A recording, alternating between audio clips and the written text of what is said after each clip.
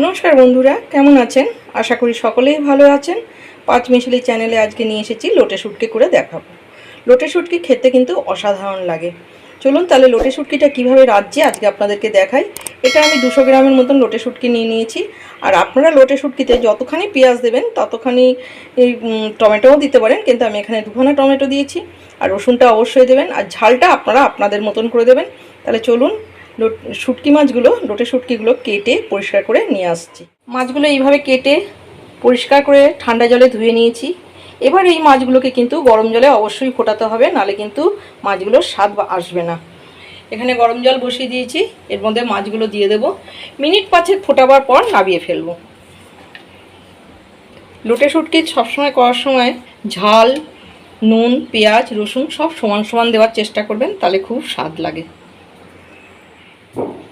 মাছটাকে আমি এইভাবে সেদ্ধ করার পর শিলনোড়াতে বেটে নিয়েছি, মানে আধ বাটা করে নিয়েছি। আর রসুনটাকে এইভাবে আমি কুচিয়ে দেবো, আপনারা পারলে বেটেও দিতে পারেন।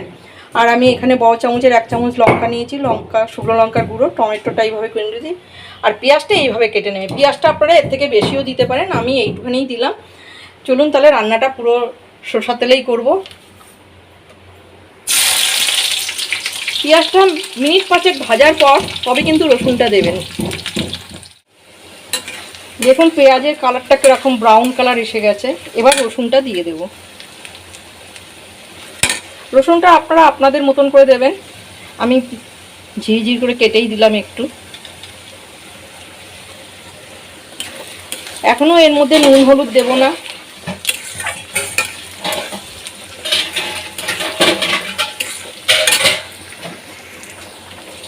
এবারে আস্তে আস্তে টমেটোটা দিয়ে দেবো।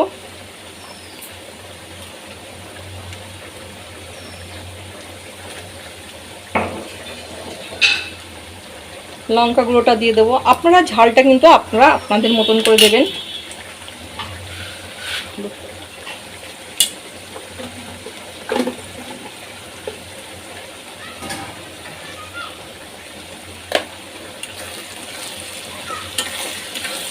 এটা ততক্ষণ পর্যন্ত নাড়বো যতক্ষণ না এর মধ্যে থেকে একটা সুন্দর গন্ধ বেরোচ্ছে।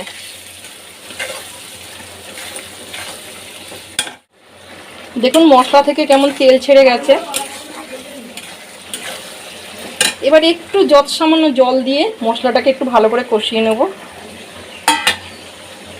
যেহেতু মশলা থেকে তেল ছেড়ে গেছে, এবার কিন্তু মাছটাকে আমরা দিয়ে দেব। মাছটাকে দিয়ে ততক্ষণই নাড়বো যতক্ষণ না মাছটা থেকে তেল ছেড়ে যাচ্ছে।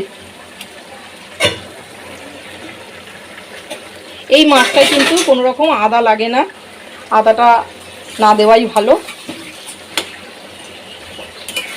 এই মাছটা একটু বেশি তেল লাগে।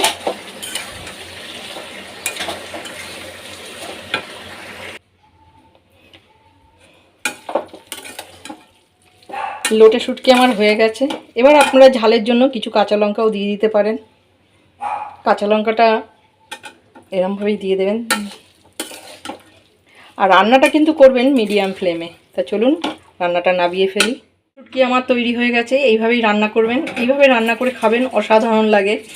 আর সর্বপ্রথম একটা কথা আপনাদের সবাইকেই বলি যে লোটে শুটকি যখন রান্না করবেন খুব ভালো করে ধোবেন, কারণ ওর মধ্যে অনেক বালি থাকে। বালি শরীরের স্বাস্থ্যের পক্ষেও খুব ক্ষতিকারক।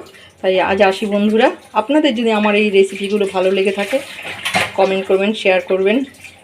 নমস্কার।